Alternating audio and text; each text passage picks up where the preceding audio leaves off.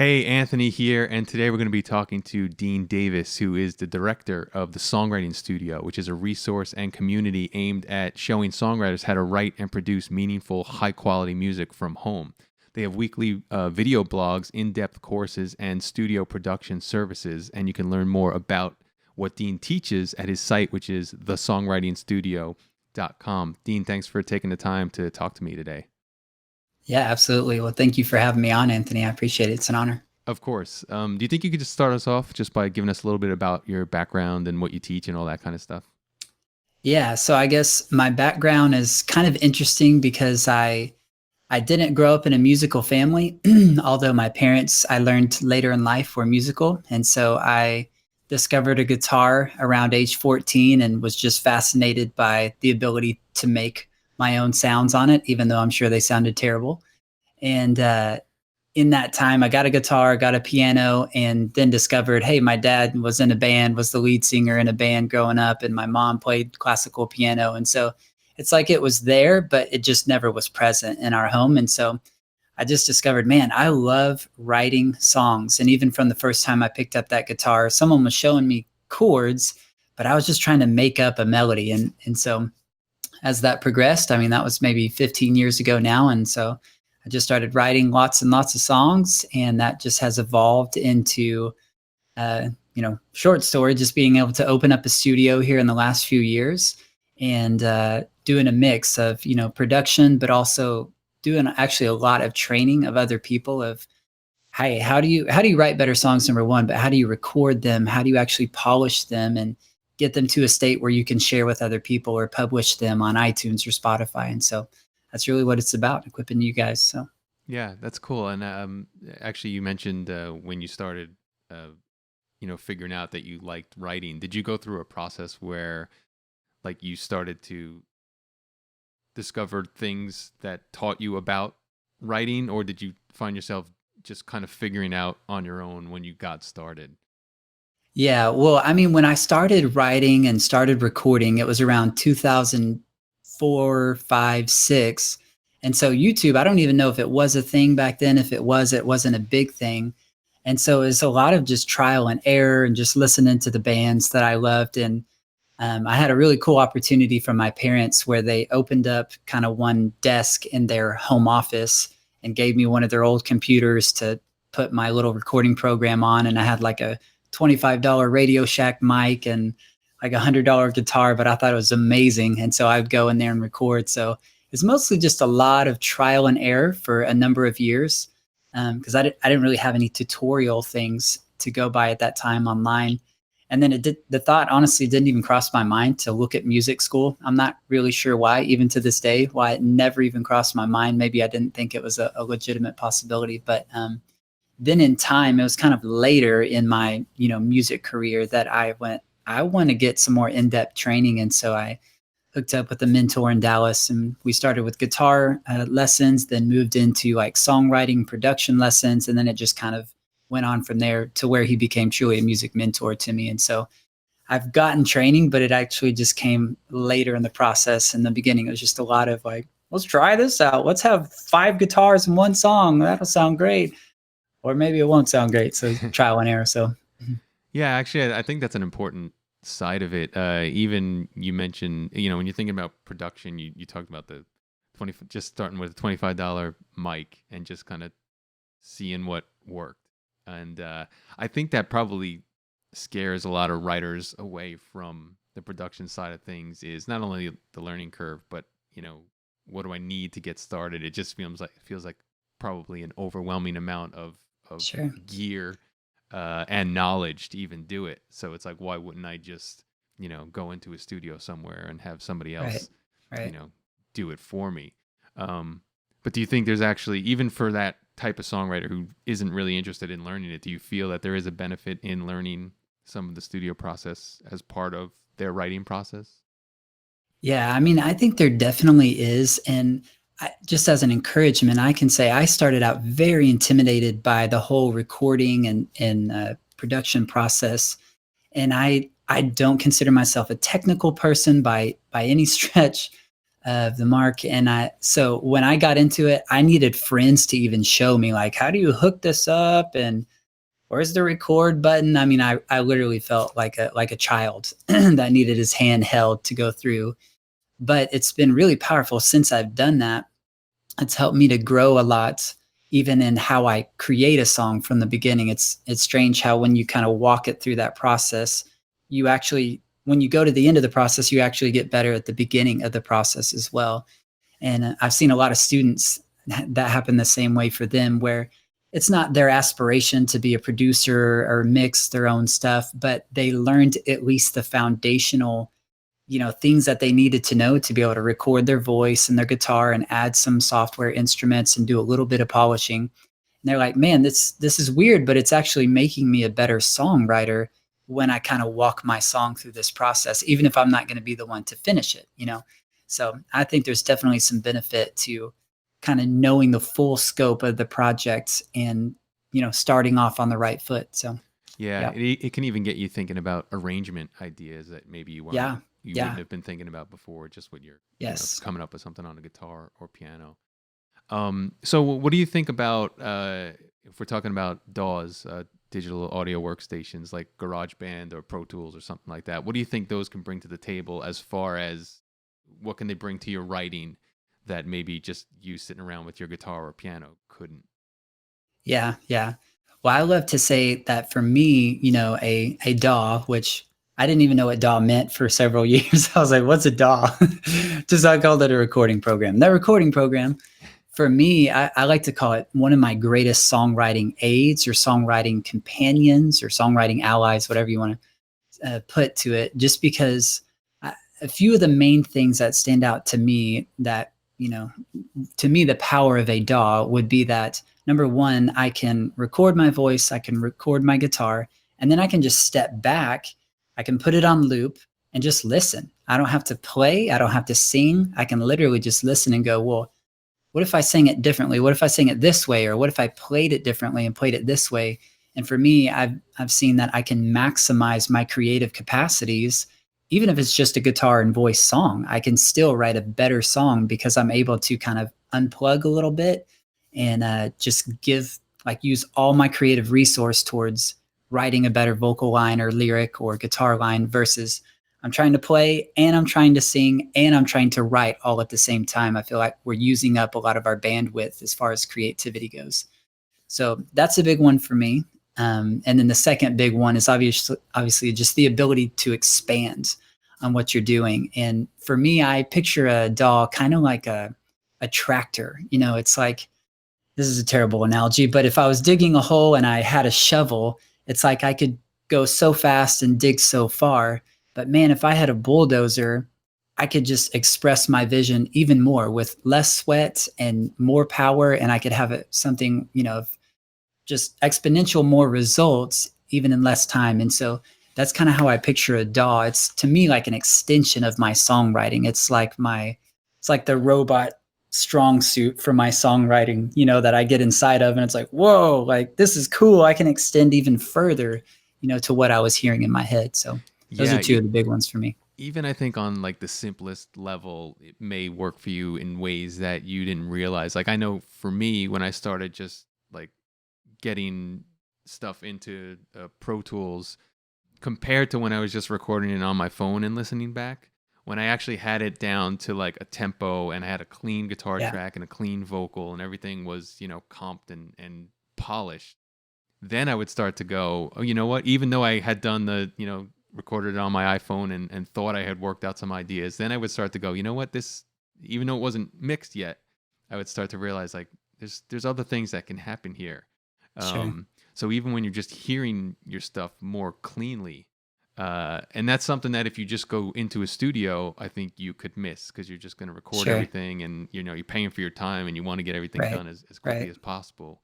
Yeah. Whereas, or maybe even if you just if you learn this stuff to do more complete demos and figure out what your song's all Right. about and then Right. go to a studio later. Yeah.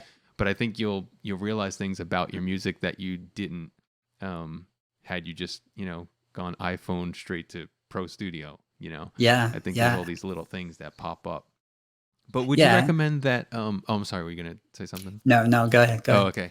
I was just gonna say, would you recommend that somebody who is planning on, being a producer and getting into mixing and all that stuff versus someone who, we touched on, who maybe it just wants to use it to contribute to their writing?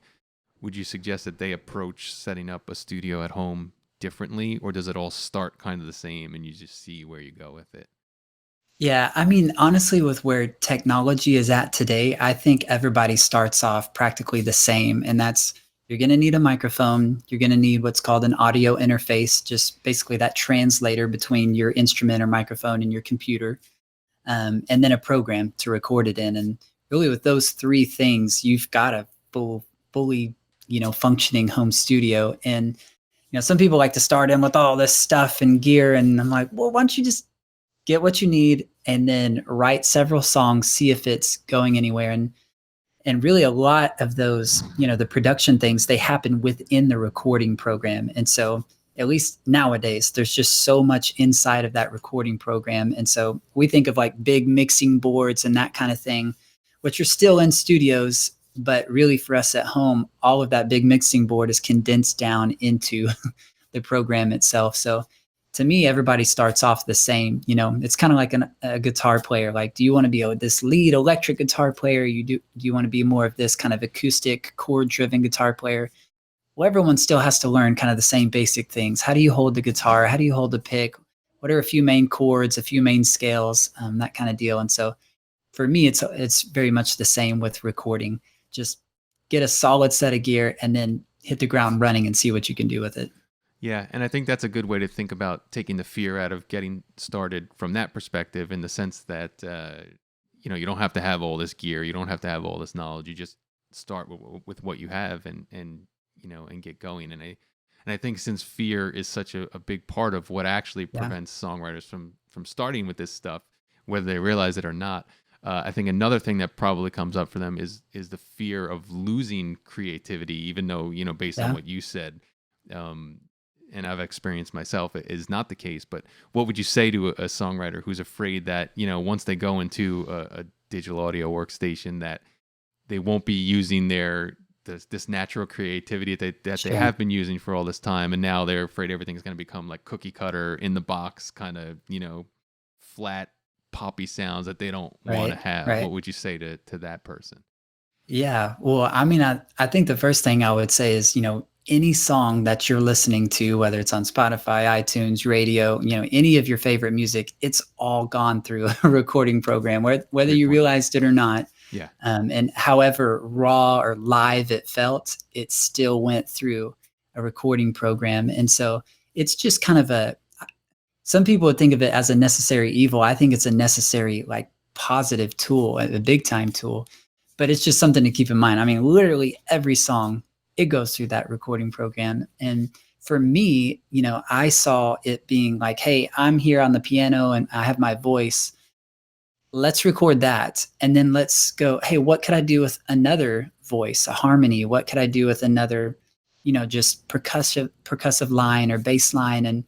And again, to me, it's an expansion of your own creativity. It's almost like a kitchen to cook in, and you've got all these ingredients, and you can go beyond a peanut butter and jelly sandwich, because it's like, man, I have way more ingredients. I have a stove to work with now, and I can cook something up that's really spectacular and unique. So I would even encourage people, when you step inside of a DAW or in a recording program, that your songs actually become more unique. Because if you're just writing from a piano or guitar in your voice, it's hard sometimes to write 20 songs over the course of a few years that all sound dramatically different when you're only talking about one instrument and your voice. But when you can begin to expand and to use different instruments and sounds, and it just really, to me, is an expansion of creativity. So Yeah. Yeah, I think that's interesting. And actually, I think also, when you're expanding sounds, actually, this may tie back into like the fear thing that I was just talking about, where maybe someone could be afraid of this expansion of sounds forcing them into being like too electronic, or being like sure, too in the sure. box. Yeah, Um, because, a lot of music today is that, and maybe they don't want that for their music. So what right. would you say about like having a more natural sound versus more produced kind of sound with synthesizers and that kind of thing? Can the person who just wants to do more natural type of stuff still add to their songwriting by putting their stuff in a recording software? Yeah, yeah, absolutely. And one of the things that, modern technology has given us is what's called MIDI instruments, or, software instruments. And so typically when we think of those, or at least in the beginning, a songwriter might go, oh, that's like all the synthetic electronic, type stuff. But in reality, there's lots of just instruments that they've recorded. For example, they'll take a grand piano, and like a really nice piano in a nice room with nice microphones, with like skilled recording engineers, and they just record, them hitting the different keys of that piano, and then they make it available to you in a digital format. So you're literally playing a real analog piano. It's just through your digital keyboard, or however you are able to control or play it. And it's the same with bass guitars and drum sets. And so you can still maintain a very analog, warm, natural feel, a non-synthetic electronic feel. It just depends on which instruments you use. There's no one like holding a gun to you saying, you've got to use like this synthesizer right here. It's like, well, you might just use this really warm, nice, round bass guitar that sounds like Jim Bob's in the room with you just jamming along. And so it's really all about choice of what you use. So that would be what I would say to it. Yeah, and then that really goes back to thinking about arrangement. So maybe if you didn't know how to play a certain instrument, but you can hear a natural sounding version of it through MIDI, and you can add that to your track, you might go, oh, you know what, this works. And even if you're, you want to be authentic about it, this can just be your demo track then. You put the MIDI piano or violin or whatever it is, and then you could just use that as an idea to show to an actual, person who plays that instrument, and then you can have them record it for you if you wanted to be authentic. And if not, then you could just use the MIDI stuff, which has a whole bunch of its own advantages. Right, right. So I think that's a cool way of thinking about it. Is there a certain digital audio workstation that you recommend people start with? Yeah, well, I'm a huge fan of GarageBand, and for a number of reasons, but one, just because it is so user friendly. And I mean, the whole program is built to be easy to understand, easy to see. Like, they have pictures of the buttons, like, oh, this is how you create a new track, or oh, this is how you do this. They have lots of presets. And so it's just set up to be really easy to use, and you can look at it with your eyeballs and kind of get an idea of what you're looking at. I'm not saying it's automatic, but it's the easiest and most user-friendly program that I've used. Whereas, I've been in Pro Tools and Cubase and some others, and they're set up for someone who already knows a little bit about what they're doing. And so I stepped into one of the mainstream programs in the beginning, and I was like, I don't even know where to start. I don't even know what I'm looking at right now. And so I went into GarageBand just because I had it on my Mac computer, and went, oh my gosh, I actually kind of know what I'm doing. And I found I could make music more quickly. And also I found, over time now, I've used that as my instructional DAW here in the studio, whether that's with local classes or online. I'll use GarageBand because I know, okay, if I can do it GarageBand, I know you can do it in Pro Tools, or I know you can do it in Cubase or FL Studio or whatever it is. So it's just kind of a good baseline for me. But I've also discovered that there is so much power in the GarageBand program.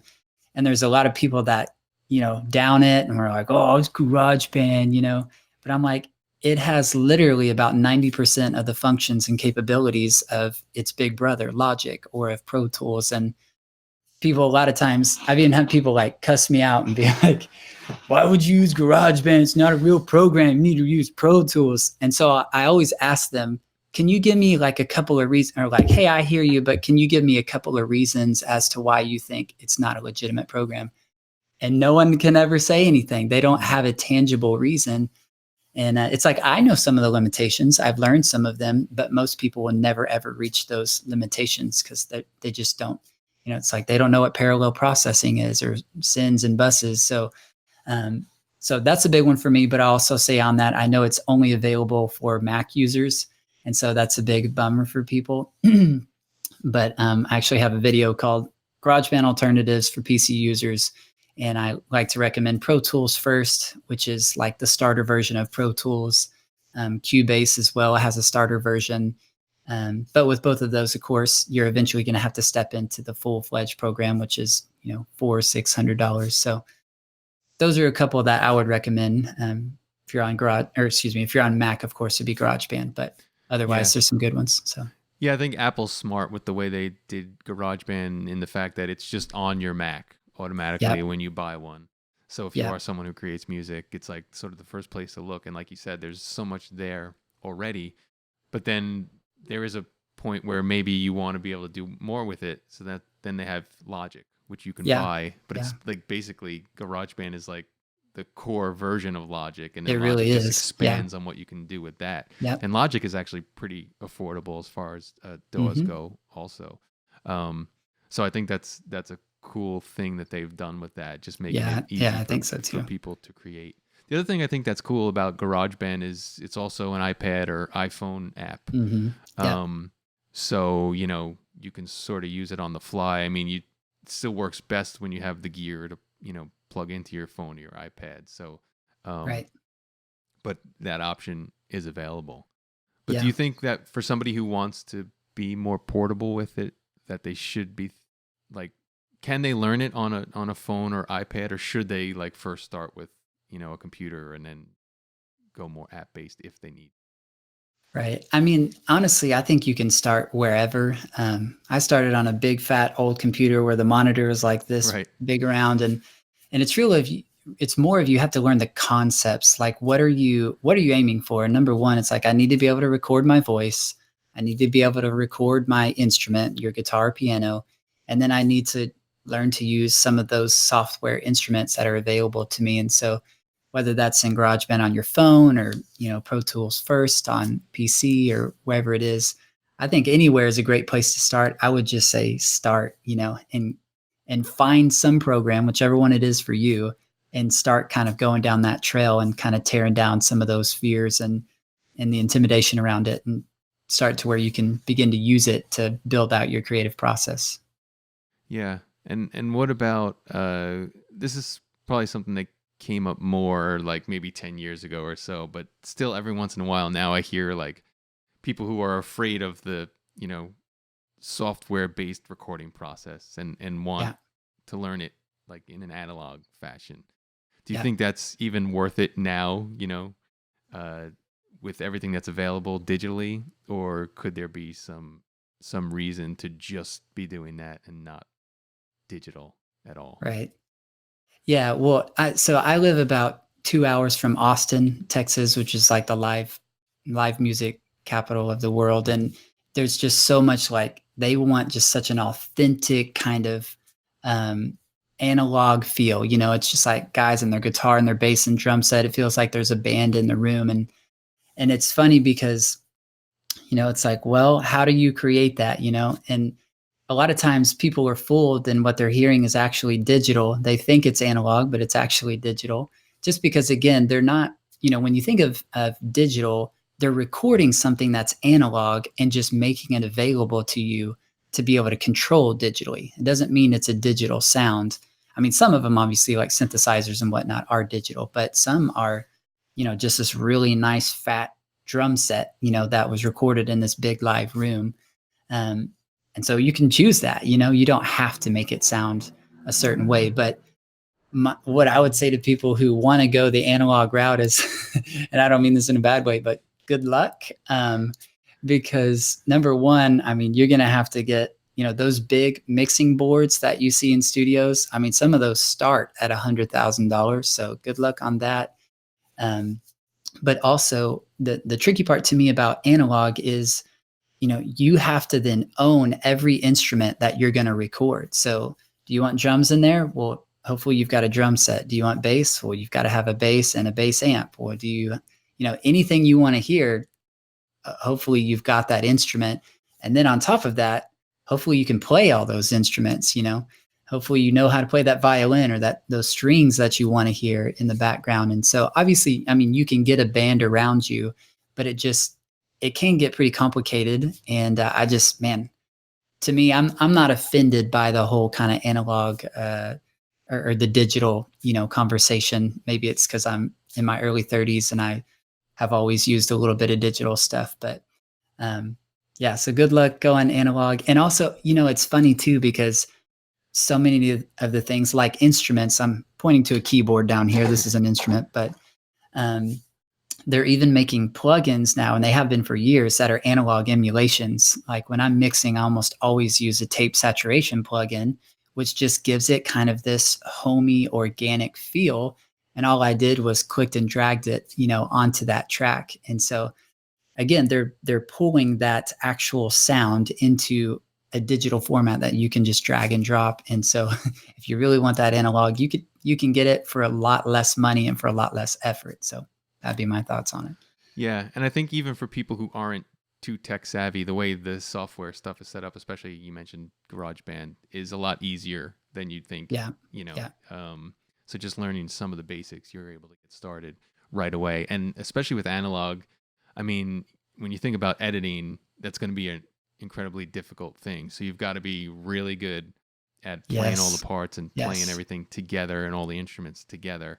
And it's one of those things, like if you think you're good at, playing in time and to a metronome, but it's not something that you do all the time, you might not be as good as you think you are. Yeah. And that'll come out on the recording. Yes. But I think it's interesting too when you think about analog, like Foo Fighters did one of their albums, Wasting Light, I think it was, maybe like 10 years ago. And they did that one as an analog recording. And this is like, guys who started out in that world, like, Right. Nirvana, they were doing that stuff analog. So it's like the thing then, but then, once they get rolling, everything since, I guess, all the initial Foo Fighter albums have been digital. So this was like an undertaking for like Dave Grohl to want to actually do an analog album. It was like a concept, it was this thing. It was like it's like a novelty almost. Yeah. Yeah. And it was just like, we're really going to have to, we've been doing this stuff for a while. So now we're ready for the analog version. Yeah. So that's kind of the way it is now. It's almost, if you want to do it, you don't start there. You have to be like good enough that you can go back to it, if you have a specific reason to do that.